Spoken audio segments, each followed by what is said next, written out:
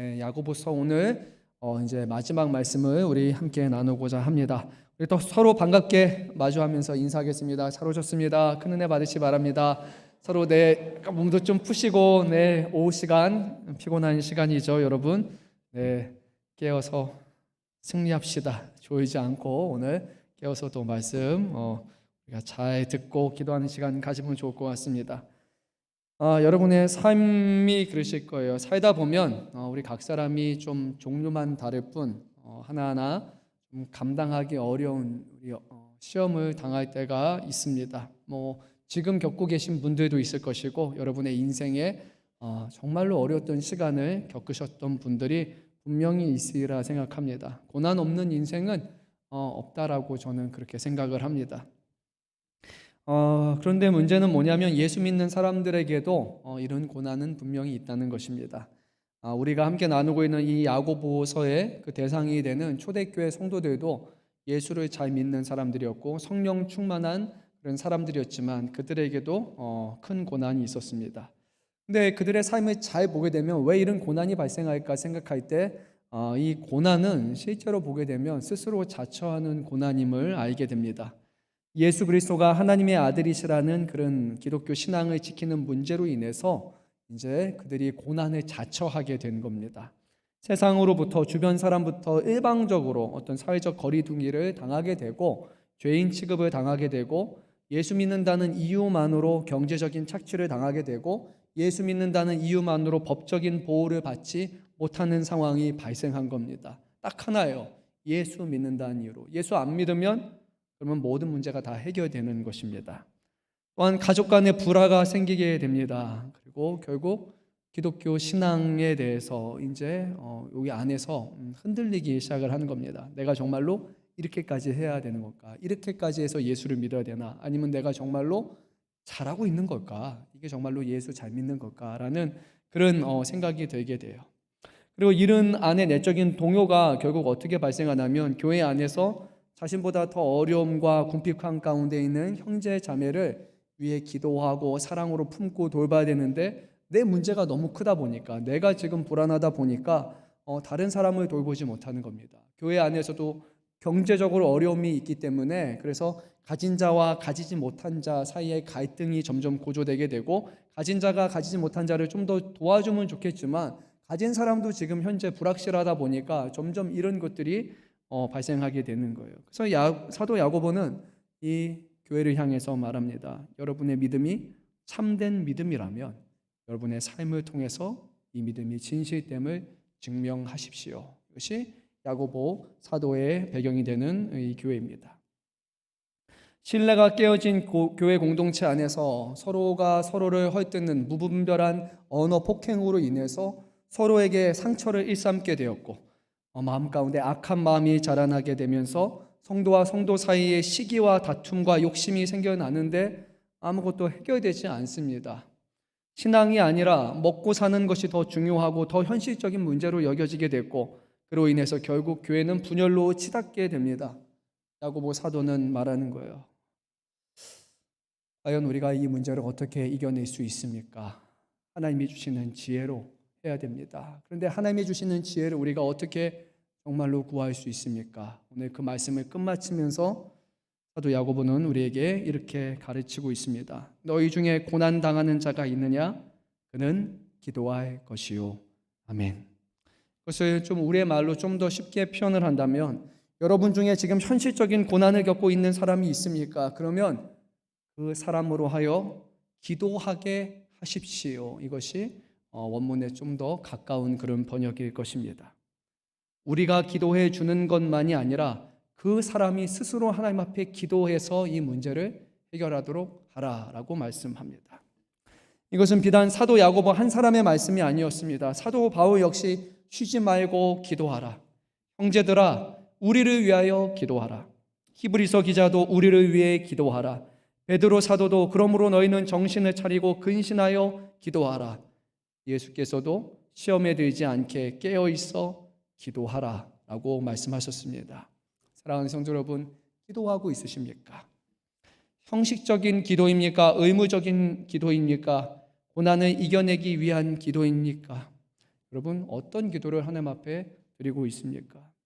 우리의 기도는 하나님 앞에 온전한 기도입니까? 모든 종교에는 다 기도가 있습니다. 다 비는 것, 다 구하는 것, 이거 없는 종교 없습니다. 다 구해요. 그런데 왜 우리의 기도는, 우리 기독교의 기도는 다른 기도와 무슨 차이가 있습니까? 좀 더 응답이 잘 됩니까? 그게 우리가 가진 능력입니까?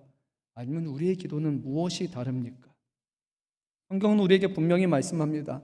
기도는 우리의 연약함을 하나님 앞에 시인하는 것이고, 나는 할 수 없지만, 나는 불가능하지만 때로는 내가 할 수 있는 것도 내 힘과 능력이 아니라 하나님을 의지하겠다라는 그런 거룩한 믿음의 행동이 바로 기도입니다. 그리고 기도는 하나님의 능력을 경험하는 귀한 통로라고 성경은 우리에게 말씀합니다. 고난을 이기는 방법, 고난을 신앙적으로 올바르게 이기는 단 한 가지의 방법은 오늘 말씀을 보게 되면 다른 것이 아니라 바로 기도라고 말씀합니다. 우리 주 예수 그리스도께서도 마지막 잡히시기 전날 밤 십자가에 달리는 그 문제로 인해서 그 어려움을 어떻게 극복하셨는지 여러분 아실 겁니다. 누가복음 말씀을 보게 되면 땀방울이 핏방울이 되기까지 하나님 앞에 그 문제를 가지고 씨름하시면서 하나님 앞에 기도하고 토로하고 하나님 앞에 의지하는 그 기도로서 이 십자가를 피하지 않고 십자가를 감당하셨음을 보게 됩니다. 그래서 기도라는 것은 단순히 우리가 시간을 채우는 것, 기도하는 어떤 분량을 채우는 행동 자체가 아니라 기도라는 것 자체가 실시간으로 하나님과 교류하는 영적인 장이며, 기도라는 그 순간 자체가 우리가 하나님 앞에 의지하고 의탁하고 하나님의 생각으로 하나님의 뜻으로 우리의 삶이 변화되는 그 시간이 바로 이 기도입니다. 오늘 우리 말씀을 통해서 고난 가운데 있는 자가 있다면, 또한 고난을 겪고 있는 우리 주변의 사람들이 있다면 여러분 그들을 위해서 기도하시고, 또한 그 사람이 하나님 앞에 자신의 모든 문제를 기도로 나아갈 수 있도록 여러분들이 권면하시기를 바랍니다. 11절, 12절 말씀을 보게 되면 작금의 교회 상황에 대한 배경 지식을 우리에게 전해주고 있습니다. 우리 한번 12절 말씀 읽어보도록 하겠습니다. 내 형제들아, 무엇보다 맹세하지 말지니 하늘로나 땅으로나 아무 다른 것으로도 맹세하지 말고, 오직 너희가 그렇다고 생각하는 것은 그렇다 하고 아니라고 생각하는 것은 아니라 하여 정죄받음을 면하라. 아멘. 그렇다고 생각하는 것은 그렇다고 하고 아닌 것은 아니다라고 해야 되고, 너희가 맹세하지 말라는 것을 통해서 지금 사도 야고보는 교회 안에 일어나는 무분별한 맹세를 권고합니다. 왜 사람들이 맹세합니까? 그 말을 그대로 액면가 그대로 받아들이지 않기 때문이에요. 서로 향한 신뢰가 깨어질 때 이랬습니다. 내가 어떻게 믿어? 하나님의 이름으로, 누구의 이름으로 라고 맹세를 할 수밖에 없게 되는 거예요. 예, 아니요, 맞아요, 안 됩니다, 어떻습니다, 이런 우리의 사람의 말이 이제는 그 힘 자체를 잃어버릴 만큼 교회와 성도 안에 불신으로 지금 가득 차 있다는 것을 보게 돼요. 하늘이나 땅이나 또는 부모의 이름으로 맹세를 해야지만 그 말이 효력이 있는 상황까지 지금 극단으로 치닫은 것이 놀랍게도 초대교회의 모습이었습니다. 이런 상황은 단지 교회 안의 문제가 아니라 사회적으로 발생하고 있었던 그 문제가 이제는 교회 안으로 들어오게 된 것을 가리킵니다. 우리는 좀처럼 이게 납득하기 좀 받아들이기 어렵지만 지속적인 고난과 핍박으로 인해서 이 초대교회 성도들 중에 다수는 하루하루 벌어서 먹고 사는 그런 일용직 종사자가 거의 대다수였어요. 그러니까 우리처럼 가서 뭐 이렇게 노동을 한다라는 그런 개념이 아니라 정말 하루 종일 일해야 한 끼 해결할 수 있는, 그리고 오늘 내일 일하지 못하면 그러면 내일 끼니를 제대로 해결할 수 없는 것이 바로 이 당시에 많은 사람들이었습니다. 그러다 보니까 가장 현실적인 문제는 뭡니까? 먹고 사는 것이고 돈과 관련한 문제죠. 그리고 이로 인해서 이제 성도와 성도 간에서도 돈의 문제가 발생하게 되고 속고 속이는 문제가 일어나게 되는 거예요. 어려움이 있는 사람이니까 당연히 도와주는 게 맞겠지만 한 번 도와주고 두 번 주고 계속 도와주다 보니까 이 사람이 남에게 전적으로 의탁하게 되고, 자기는 일하지 않는, 수고하지 않으면서 도움만 받는 일들이요, 우리가 초대교회 말씀을 보게 되면 서신서에 등장합니다. 그래서 일하라라고 성경은 말씀합니다. 따라서 고난 중에 있는 형제 자매를 향해서 서로 향한 모든 말과 행동을 오늘 말씀에서는 잠시 멈추라고 말씀하고 있는 거예요. 서로의 말이 어차피 의미가 없다면, 서로의 말에 대한 신뢰가 없다면 맹세를 해야 되면서까지 그렇게까지 지금 말이 제대로 통하고 있지 않다면 그러면 우리가 뭐를 해야 되느냐? 모든 말과 모든 행동을 다 멈추고 지금은 하나님 앞에 기도해야 하는 때이다라고 오늘 성경은 분명히 말씀하고 있습니다. 사랑하는 성도 여러분, 우리가 기도하는 것은요, 우리가 세상으로부터 잠깐 멈추기 위해서입니다. 세상의 거센 흐름에 우리가 휩쓸리지 않기 위해서 우리는 세상의 말로 서로에게 하는 것이 아니라 우리는 하나님 앞에 기도하고 하나님 앞에 맡기는 시간을 가져야 하는 것입니다. 이 기도는 1차적으로는 개인 문제를 위한 기도이지만 궁극적으로는 교회가 다 같이 서로의 문제를 놓고 기도하며 하나님의 뜻을 구하는 것이고, 그때 비로소 각자의 생각, 각자의 말, 각자의 주장, 각자의 목소리만 냈던 이 교회가 이제는 서로가 주님의 뜻을 구하며 주의 말씀으로, 주님의 음성으로 하나 되어서 문제가 해결되게 되고 고난을 이겨낼 수 있게 된 것입니다. 그러나 모든 신자가 다 어려움 가운데 있었던 것은 아닙니다. 우리가 나눴던 야고보서 말씀을 보게 되면 상대적으로 벌이가 괜찮았던 사람이 있고, 심지어는 큰 사업을 벌여서 해외에서 사업을 하는 그런 부자들도 있었습니다. 그러니까 여기서 또 발생하는 어려움이 있는 거예요. 다 같이 어려우면 다 같이 힘드니까 별 얘기가 없을 텐데, 누구는 너무 잘 살아요. 누구는 벌이가 괜찮아요.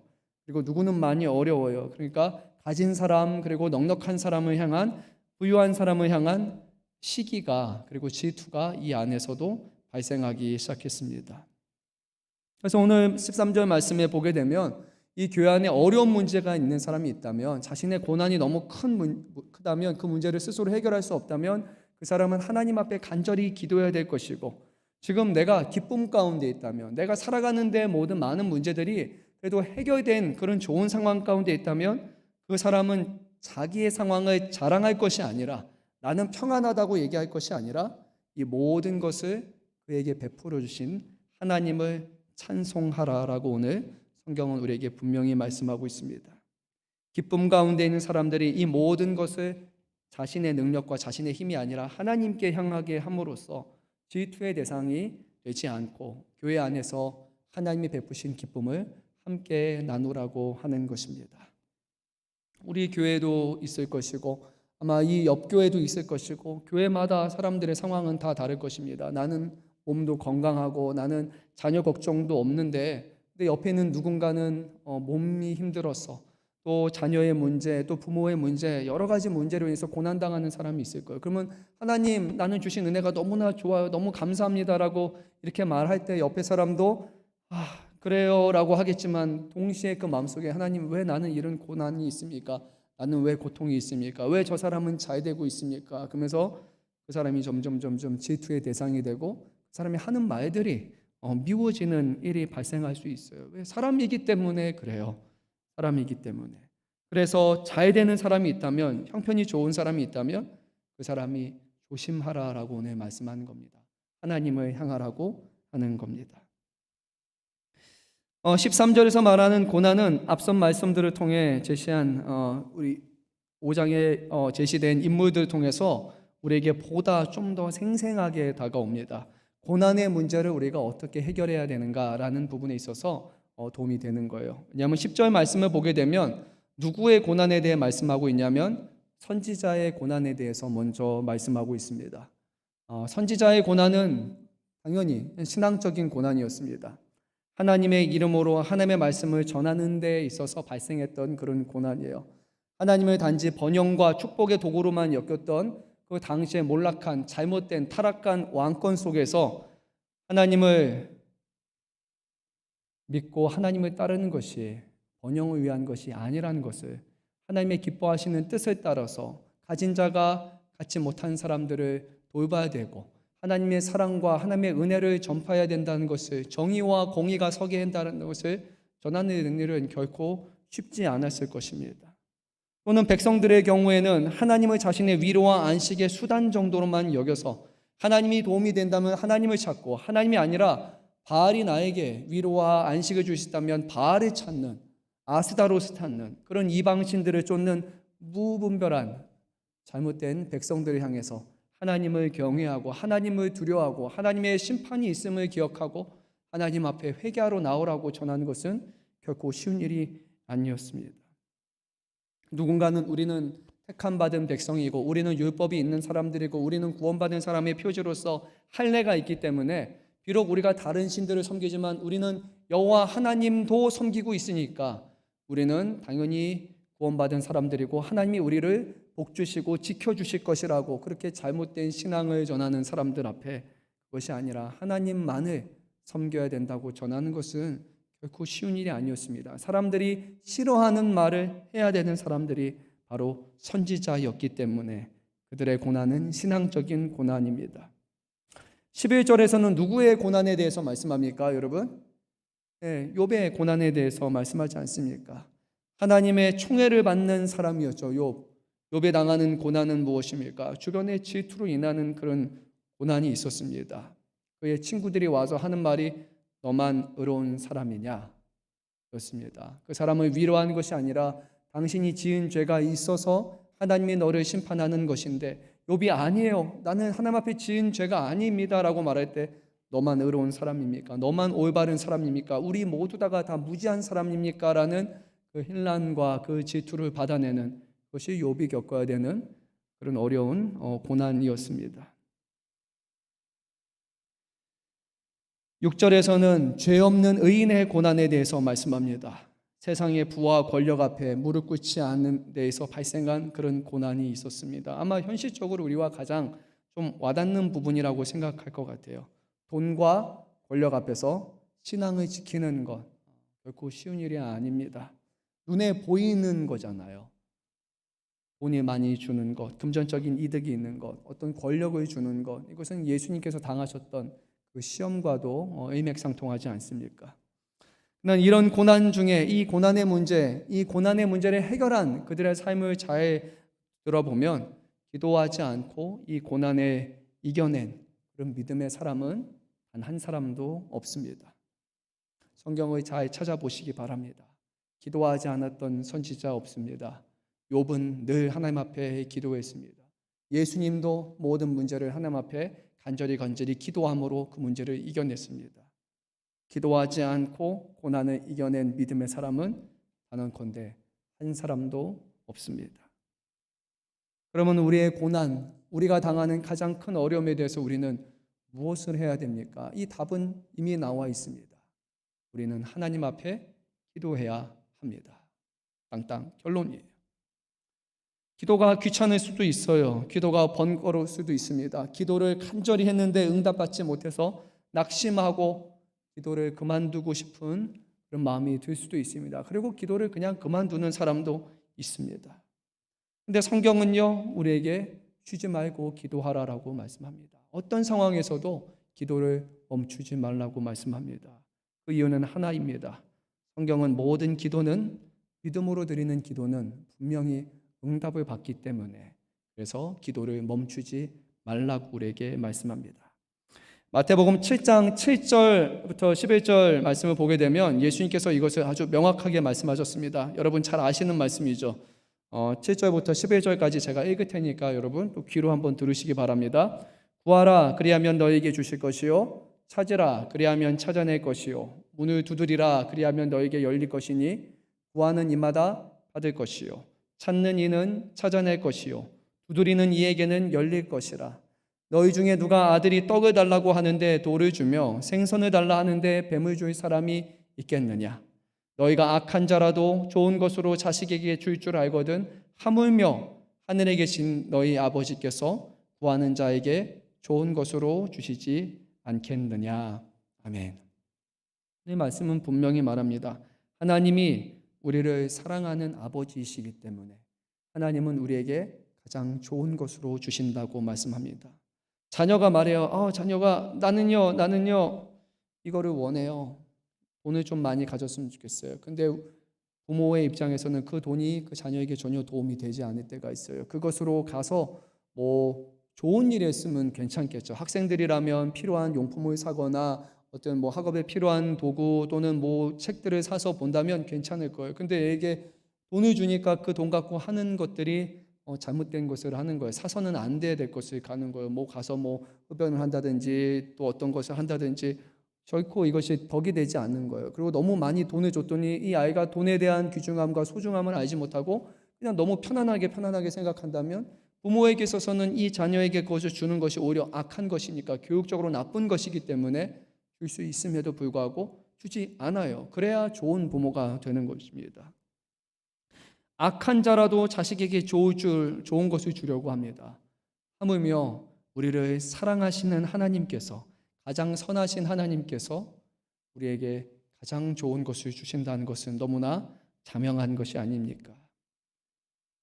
하나님은요, 우리가 생각하는 것보다, 우리가 구하는 것보다 더 좋은 방식으로, 더 좋은 것을 우리에게 주신다는 것을 우리가 기억해야 됩니다.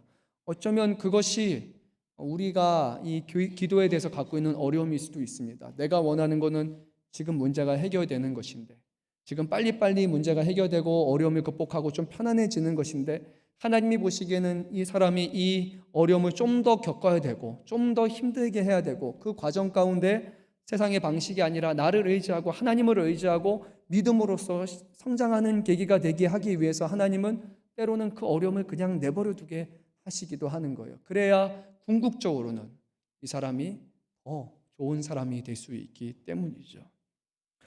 예수님께서 하셨던 그 기도는 아버지가 자녀에게 주시는 응답이라는 것을 분명히 말씀하셨습니다. 그냥 지나가는 누군가에게 적선을 하는 사람에게 도움을 주는 방식의 기도 응답이 아니라 사랑하는 아버지가 사랑하는 자녀에게 주시는 응답이기 때문에 우리의 기도가 응답되는 방식은 우리의 기준으로 볼 것이 아니라 하나님의 기준으로 봐야 우리가 그것이 이해가 되고 수긍이 될 수 있는 것입니다. 그렇지 않습니까? 저도 그렇고 아마 이 자리에 간증을 하신다면 하실 분들은 분명히 그런 얘기를 하실 겁니다.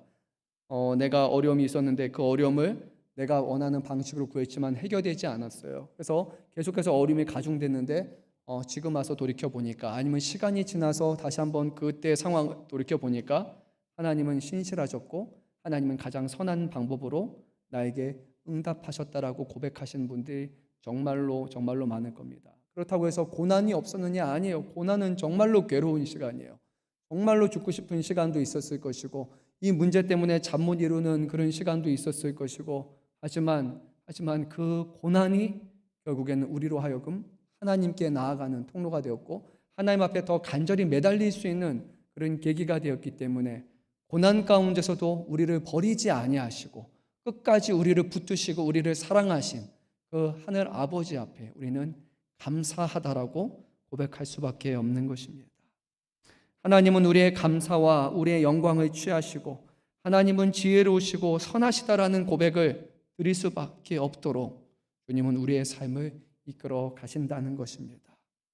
사랑하는 성도 여러분, 그래서요 하나님과의 더 밀접한 관계를 경험하기 위해서 하나님이 막연한 신이 아니라 막연한 숭배의 대상이 아니라 그 하나님이 나와 인격적으로 관계 맺는 나의 하늘 아버지이심을 경험하기 위해서 우리는 하나님 앞에 기도해야 하는 것입니다.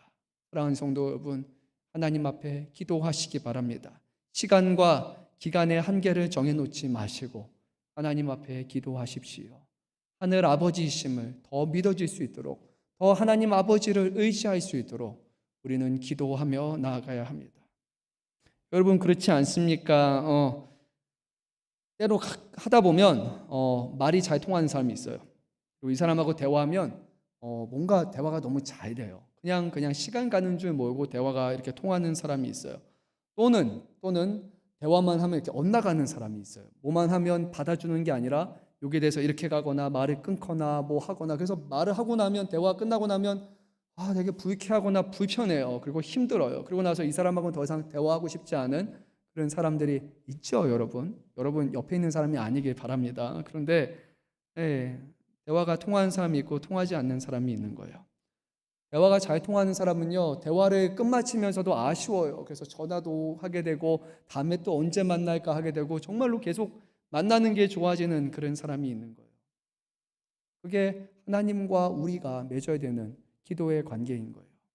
하나님과 참된 기도를 나누는 사람은요, 말을 많이 해야 기도가 다 들어지는 게 아니라 때로는 주님 아시죠? 라는 한마디 말로 하나님 앞에 모든 것을 속마음까지 다 아시는 하나님 앞에 우리의 어려움들을 토로하기도 하고 하나님 부르기만 하기도 하고 하나님 앞에 때로는 쉬지 않고 계속해서 내뱉기도 하지만 그 기도가 끝나는 것도 아쉽고 시간 가는 줄도 모르고 그리고 나서 또 하나님 앞에 기도하고 싶어하는 그런 모습은 하나님을 인격적으로 받아들이는 아버지로 여기는 사람만이 경험할 수 있는 기도입니다. 여러분은 하나님 앞에 기도할 때 어떤 방식으로 어떤 감정을 느끼면서 기도하고 계십니까? 언제 끝나나 이런 기도입니까? 아니면 아버지 하면서 때로는 아버지 하다가 졸기도 하시고 다시 또 일어나가지고 기도하시기도 하시고 하나님 앞에 기도하러 나오는 그 자리가 기도하는 것 자체가 여러분에게 위로가 되고 여러분에게 들으시고 어루만지시는 그 아버지의 품을 경험하고 있습니까? 하나님 앞에 기도하는 것은 결코 일이 돼서는 안 됩니다. 부모와 일하는 것으로 대화하는 사람이 없는 것처럼 아버지와 하늘 아버지와의 대화는 나를 아시고 나를 받아주시기로 작정하시고 그 마음문을 열어주신 그 아버지 앞에 때로는 투정이기도 하고 때로는 원망이기도 하고 때로는 싸붙이는 기도이기도 하지만 모든 것을 아시는 하나님 앞에 드리는 그런 온전한 기도가 되죠. 거짓된 기도, 보여주기 위한 기도, 멋있어 보이는 기도, 웅장해 보이는 기도, 그것은 주님께서 하지 말라고 하셨던 기도였어요. 바리새인들 또는 종교 지도자들이 했던 그런 기도를 보면서 중언부언하지 말라. 이방인들이 하는 것이다 라고 주님 말씀하셨어요. 많은 사람들 앞에 보여지기 위해서 드려지기 위한 사람들의 귀에 들리는 그 기도를 하는 사람들 앞에 주님은 아니야, 아버지는 모든 것을 아시니까 골방에 들어가서 하나님 앞에 조용히 기도하라고 말씀하신 겁니다. 기도가 외식적인 행위, 종교적인 행위가 되는 것이 아니라 기도가 아버지께 드리는 그런 소통이 될 때 우리의 기도는 바른 방향을 가고 있는 것입니다. 여러분 기억하십니까? 구약의 엘리 제사장이 사무엘의 어머니 한나가 기도하는 것을 보고 나서 뭐라고 했는지 혹시 기억나십니까? 네, 내가 언제까지 취하여 있겠느냐? 포도주를 끊으라 라고 이렇게 말한 게 말했어요. 그렇죠? 그가 기도할 때 얼마나 격동적으로 했든지 때로는 그 이해가 되지 않는 말로 아마 했기 때문에 그가 포도주를 끊으라고 스위치한 것처럼 느껴졌을 거예요. 기도하는 사람을 보게 되면 여러분 정말로 여러분이 기도하는 것을 이렇게 음성으로 한번 들어보면 저는 비슷하게 느껴질 것 같아요.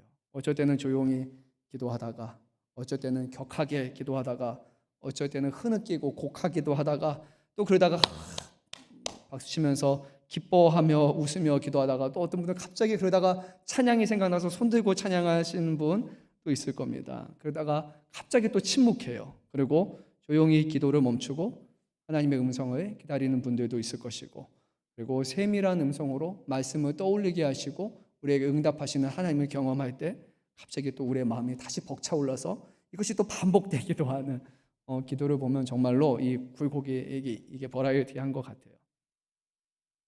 근데 성경에서 기도에 응답받은 사람들을 보게 되면 이 사람들이 아주 특별한 사람이어서 대단한 위인이어서 하나님이 응답하신 것이 결코 아닙니다. 오늘 17절 말씀을 보게 되면 사도 야고보는 구약의 아주 위대한 선지자 중 한 사람, 대표적인 선지자인 한 사람 엘리야를 언급하면서 이것을 우리에게 말씀합니다. 우리 한번 본문 말씀 17절, 18절 말씀을 한번 읽도록 하겠습니다.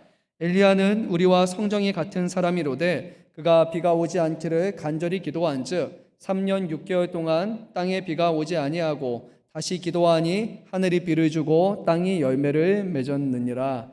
아멘. 17절 앞부분을 헬라어를 직역하면 이렇습니다. 엘리야는 사람입니다. 이렇게 시작해요.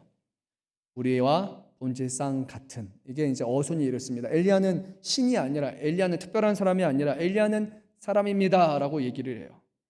우리와 본질상 같습니다. 여러분 그래요. 엘리야는 반신이 아닙니다. 엘리야는 우리와 똑같은 혈과 육의 사람이에요. 그도 죽는 사람입니다. 근데 하나님께서 엘리야의 기도를 들으시고 비를 멈추시고 다시 비를 내리게 하셨다면 하나님께서 우리의 기도에 응답하지 아니하실 이유는 전혀 없다는 것이에요. 오늘 성정이 같다고 말한 이 단어가 헬라어로 보게 되면 호모이오파테스라고 하는데 말 그대로 본질상 같은이라는 표현입니다. 이것이 신약 성경에서 2번만 사용됐는데 또 다른 곳은 사도행전 14장 15절 말씀에서 또 이렇게 사용이 됩니다. 아마 여러분들도 많이 들어봤던 그런 말씀일 텐데, 바울과 바나바가 루스드라에서 복음을 전하는 중에 선천적으로 걷지 못하는 사람을 보게 되고, 그리고 그가 바울이 전하는 복음을 열심히 듣기 시작합니다. 그리고 바울이 그 사람을 주목했어요. 그리고 그 사람에게 구원을 받을 만한 믿음이 있다는 것을 보게 되고 큰 소리로 말합니다. 내 발로 바로 일어서라. 놀랍게도 이방 땅에서 선천적으로 걷지 못하는 사람이 그 자리에서 일어나 걷기 시작합니다. 또 주변에 있는 사람들이 다 놀라서 소리 지르기 시작합니다. 신들이 사람의 형상으로 우리 가운데 내려오셨다. 신으로 봤어요. 반신으로 봤습니다. 제우스 신당의 제사장이 이 소식을 듣고 소와 화환을 가지고 모여있는 사람하고 다 같이 와가지고 바울과 바나바에게 막 제사를 드리려고 그렇게 해요. 그때 두 사람이 자신의 옷을 찢고 무리 가운데 뛰어들어가서 이렇게 말합니다. 여러분이여 어찌하여 이런 일을 하느냐? 우리도 여러분과 같은 성정을 가진 사람이라 라고 할 때, 그래서 같은 성정이 오늘 본문에 말하는 엘리야와 같은 것입니다. 이 사람이 특별한 사람이어서가 아니라 우리도 당신이나 별반 차이가 없다는 것이에요. 사도 바울이나 사도 바나바도 본질상 우리와 같은 사람이고 엘리야도 우리와 다 같은 사람이에요. 그런데 그들은 기적을 체험했습니다. 무엇이 다르다는 겁니까?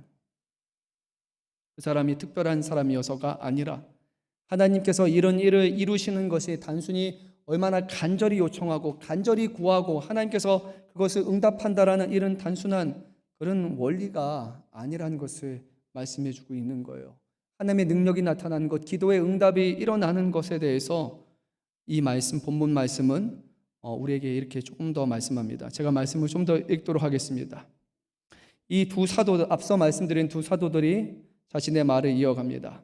여러분에게 복음을 전한 것은 이런 헛된 일을 버리고 천지와 바다와 그 가운데 만물을 지으시고 살아계신 하나님께로 돌아오게 합니다 라고 그렇게 말해요. 어떤 말이냐면 하나님께서 우리에게 원하시는 기도는 단순히 기적이 나타나는 것이 아니라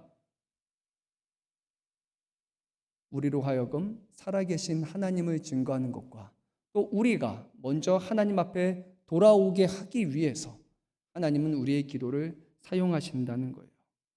기도를 통해 고난을 이겨내는 것이 그 결과가 아니라 고난을 통해서 고난을 이겨내고 헛된 것을 따르려고 하는 사람들에게 하나님이야말로 우리의 모든 문제의 해답이라는 것을 전하는 것, 그것이 바로 기도가 우리에게 나타내는 것, 기도가 우리의 삶 가운데 이루어가는 것이라고 오늘 사도 바울은 그렇게 전했던 거예요.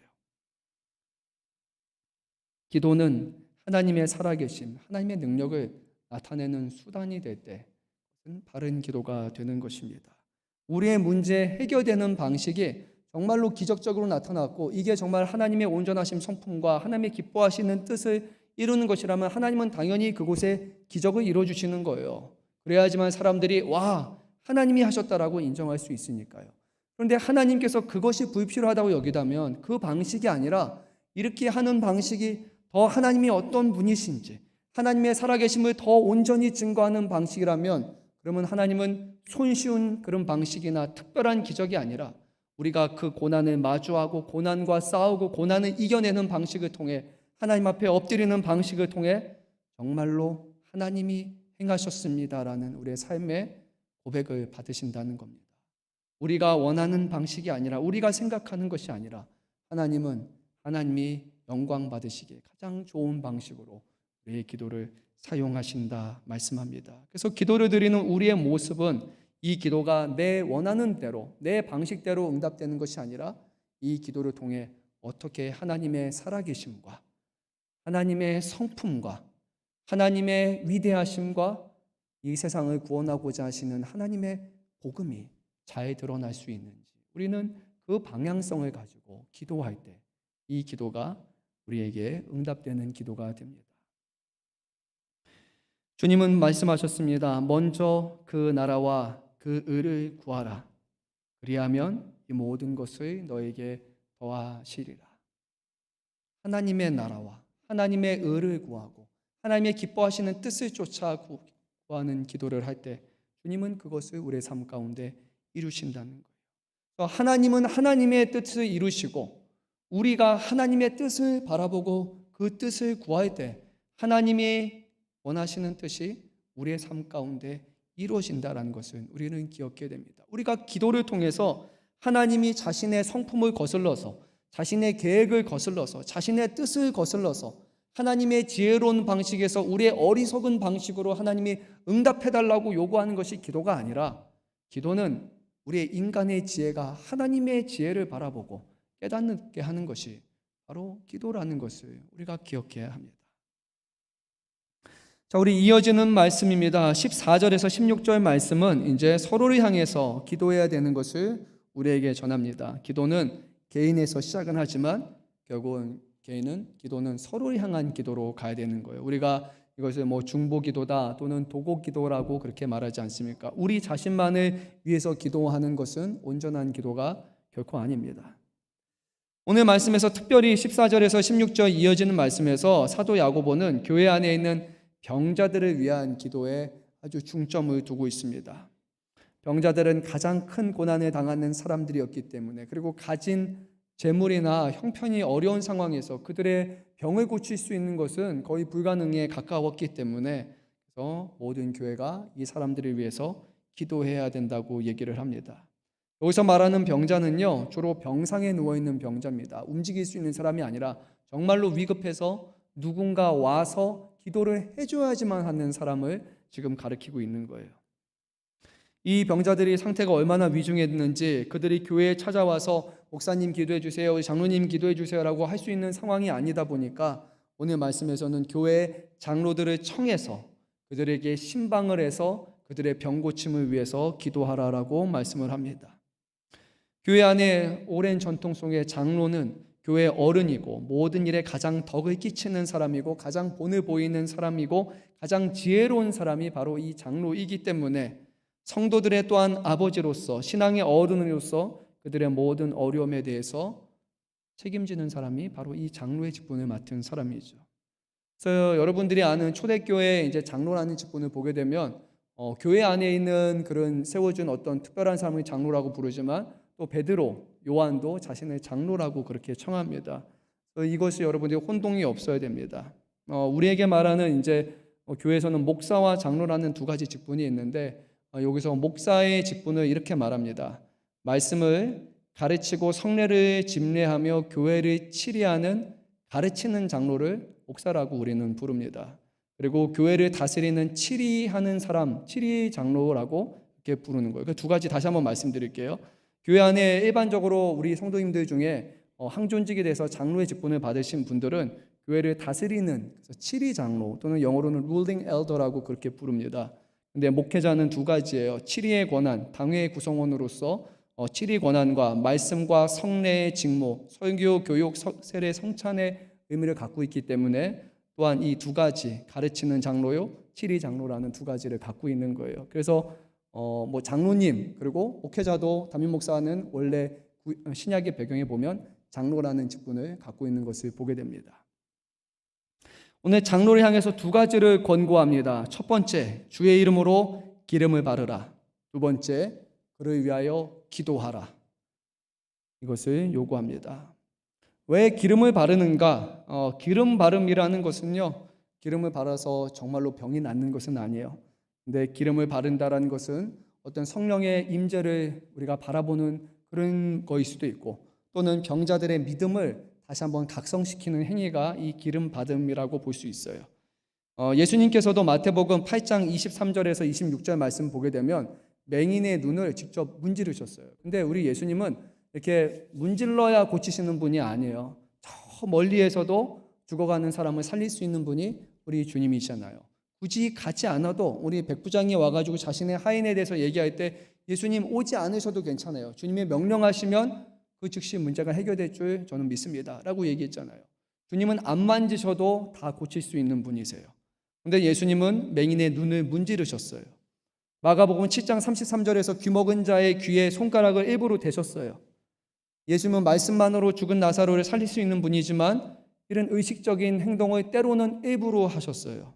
그 이유는 한 가지예요. 예수님께서 그 아픈 환부를 만질 때 정말 그 사람이 주님이 이곳을 만지시고 이곳을 치유하시는구나 라는 것을 그 사람으로 깨달을 수 있도록, 그리고 그것에 대해서 의심하지 않고 믿음으로 반응할 수 있도록 그 믿음을 일깨우는 행위를 불러일으키기 위해서 주님은 일부러 그 아픈 곳을 만지신 겁니다. 동일한 맥락에서 병상에 누워있는 자에게 발라지는 기름은 그 사람의 어떤 시각적으로 그리고 촉각적으로 후각을 자극해서 누워있는 병자로 하여금 그의 믿음을 고취시키게 역할을 하는 거예요. 그래서 장로들은 가서 기름을 발라주는 겁니다. 이곳 아픈 곳을 위해 같이 기도할 테니까 의심하지 않고 하나님의 일하심을 바라면서 같이 믿음으로 기도하라고 요구하는 것입니다. 그리고 장로들은 병자들을 위해 기도합니다. 왜 장로에게 기도를 요청했을까? 여러 가지가 있겠지만요, 한 가지는 이거예요. 사도들은 모두 복음을 위해서 지역을 순례하는 사역을 맡다 보니까 이 교회에 사도들이 없습니다. 대부분의 경우. 그렇기 때문에 사도들이 부재한 상황에서 기도의 본질을 가장 잘 알고 있는 사람들이 누굽니까? 교회를 대표하는 어린인, 가장 지혜로운 사람인 장로님들이었기 때문이죠. 그래서 장로가 대표적으로 기도하라고 한 것입니다. 장로의 기도가 다른 사람들보다 몇 배의 능력이 있어서가 아니라 다른 기도를 하는 사람이기 때문에, 어떤 기도를 해야 되는지를 잘 아는 사람이기 때문에, 그래서 대표해서 기도를 요구한 것입니다. 기도는 하나님께서 그분의 선하신 뜻 가운데서 가장 좋은 것을 응답하신다는 하나님의 주권에 대한 믿음의 반응이라는 것을 가장 잘 아는 사람은 바로 사도들이 행했던 그 능력의 기도를 눈으로 목격한 그 장로들이었기 때문에, 그리고 그 사도들에 의해서 세워진 장로들이었기 때문에, 그래서 이 사람들이 대표해서 그런 기도를 하라는 것입니다. 잘못하면 초대교회 상황에서 세상의 잘못된 이단의 기도나 다른 신앙의 그런 기도가 들어와서 그 본질을 왜곡시킬 수 있는 문제가 발생할 수 있기 때문에 잘 아는 제대로 된 그런 기도를 요청하고 있는 겁니다. 사랑하는 성도 여러분, 기도는 무엇이냐? 하나님의 주권에 대한 믿음의 반응이에요. 기도를 응답하시는 분은 누구시라고요? 하나님이세요. 우리가 기도할 때 우리의 능력이 나타나는 것이 아니에요. 기도의 응답은 전적인 하나님의 주권이에요. 우리는 하나님의 주권과 하나님의 능력이 나타나기를 우리는 믿음으로 반응하는 것이 기도입니다. 우리의 간절함의 정도에 따라 응답하시는 것이 아니라 하나님을 얼마나 신뢰하고 하나님을 얼마나 의지하고 하나님의 주권 앞에 우리가 어떤 모습으로 나아가느냐가 오히려 더 중요한 것입니다. 하나님께서 그의 선하신 가운데 가장 선하신 대로 응답하신다는 것을 믿고 구하는 것이 바로 기도의 본질입니다. 그러한 믿음의 기도는 오늘 말씀을 보면 응답을 받는다고 말씀합니다. 그리고 병을 낫게 하실 것이라 말씀합니다. 사도 요한은 이것을 믿으며 기도할 것을 다시 한번 우리에게 요청합니다.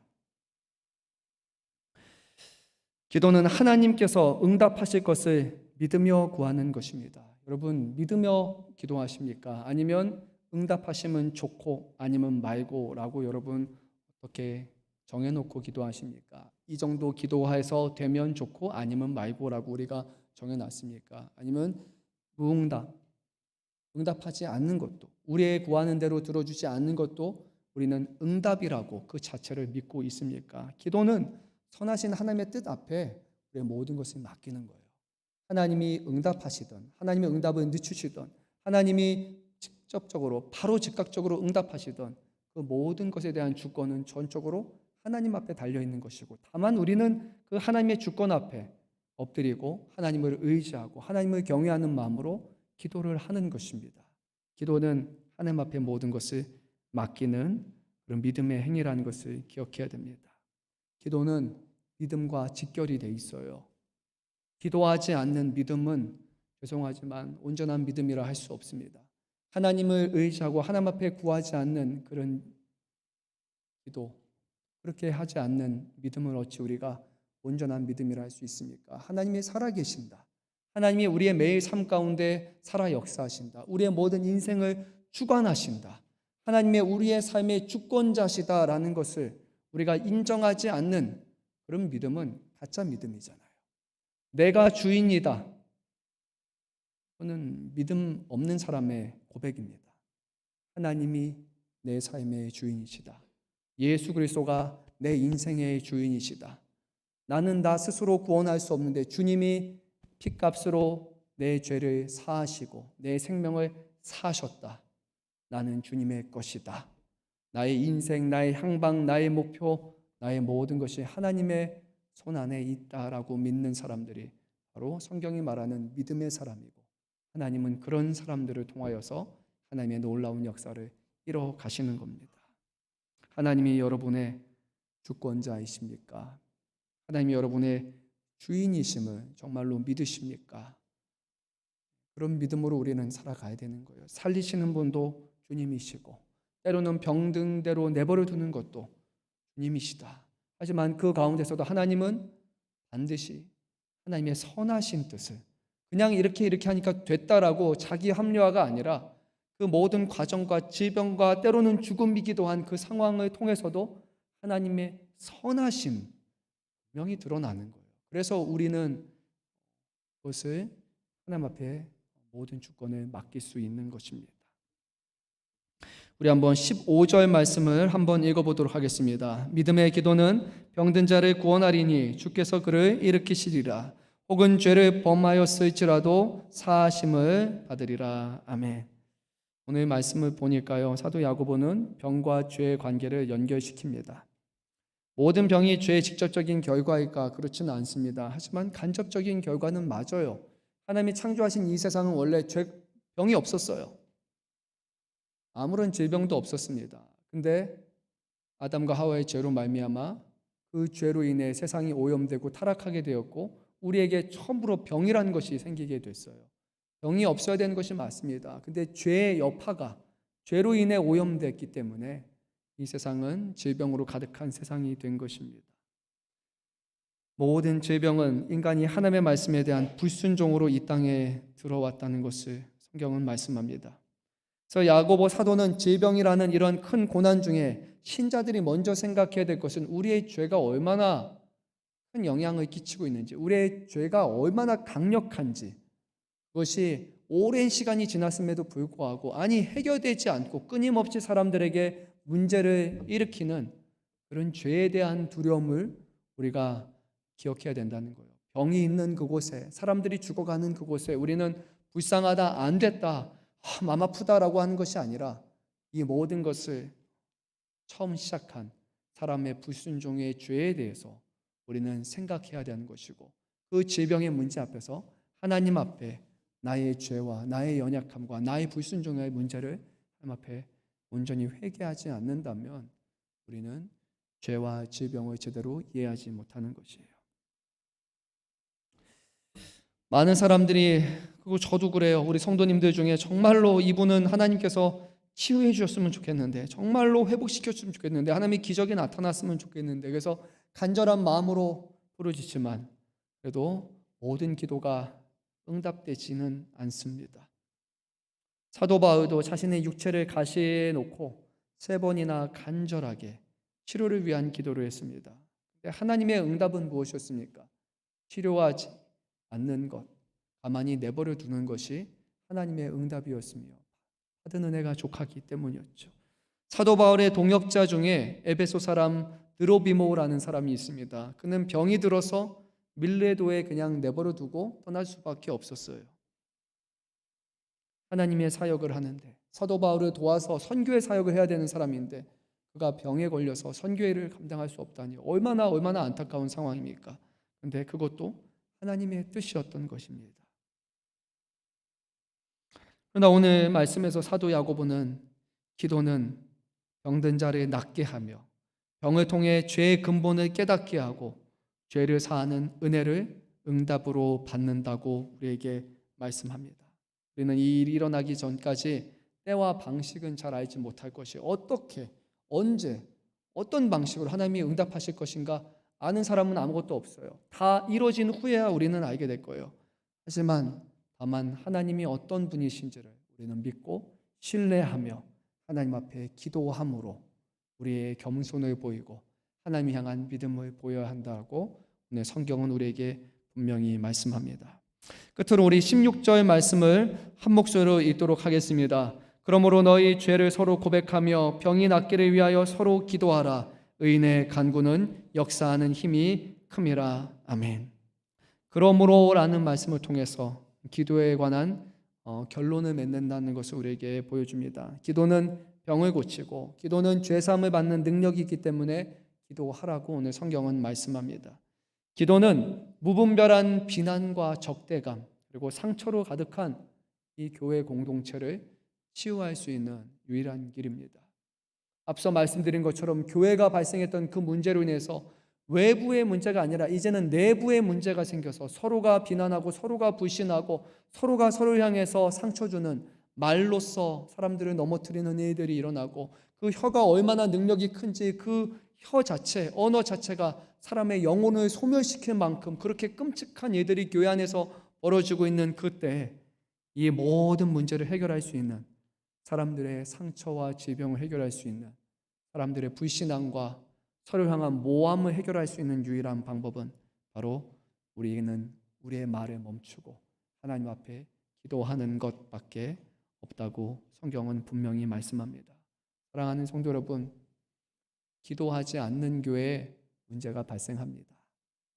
기도하지 않는 교회에 하나님을 향해 말하는 것보다 사람끼리 오가는 말들이 더 많아지기 시작할 겁니다. 신령한 말들과 하나님이 기뻐하시는 말들과 하나님께 영광 돌리는 찬양의 말로 가득해야 되는 이 교회가 하나님 앞에 기도하지 않는 순간 사람끼리 오가는 세상의 말들로 세속에 젖어준 말들로 이 교회는 점점 가득 차게 될 거예요. 여러분의 공동체 안에 어떤 대화를 나누고 있는지 한번 잘 보시기 바랍니다. 하나님을 찬양하고 하나님을 높이고 하나님을 신뢰하는 그런 고백과 그런 기도가 여러분의 공동체를 형성해 가고 있습니까? 아니면 우리의 삶, 우리의 관심사, 우리가 즐거워하는 것, 우리 자신을 즐겁게 하는 세상의 것들이 이 가운데 나눠지는 그런 공동체가 되고 있습니까? 문제는요, 우리의 말이 너무 많다는 거예요. 하나님 앞에 기도하는 것이 적어졌기 때문입니다. 사랑하는 성도 여러분, 기도를 해야만 합니다. 기도해야만 교회가 삽니다. 기도해야만 우리가 변화됩니다. 기도해야만 내가 아니라 하나님이 나타나시는 것입니다. 기도는 우리에게 용기를 주어서 우리의 자신의 죄를 고백하게 만들고, 기도는 우리의 육신의 병을 고치며, 기도는 교회의 영적인 병을 고치고, 기도는 마음과 상처의 병을 치유합니다. 하나님 앞에 겸손하게 자기의 의를 내려놓고 하나님 앞에 기도하는 자의 그 기도는 의인의 기도이기에 그 기도는 역사하는 힘이 크다. 오늘 성경은 말씀합니다. 기도를 통해 개인을 살리고 더 나아가 교회를 살리고, 교회를 통해서 19절 20절 말씀에 교회를 통해서 상처받고 믿음을 떠난 자로 하여금 다시 그들을 불러오게 하는 그 능력의 역사를 우리가 기도로 이뤄가시기를 간절히 소망합니다. 끝으로 한 말씀 읽고 마칩니다. 예수님께서 요한복음 14장 14절에서 이렇게 말씀하셨습니다. 내 이름으로 무엇이든지 내게 구하면 내가 행하리라. 아멘. 주님의 이름을 의지하시기 바랍니다. 예수 그리스도의 이름으로 우리가 주님 앞에 구하시기 바랍니다. 주님이 그 일을 친히 우리에게 행하시리라 약속하셨습니다. 우리 함께 이 시간 기도하는 시간을 가졌으면 좋겠습니다.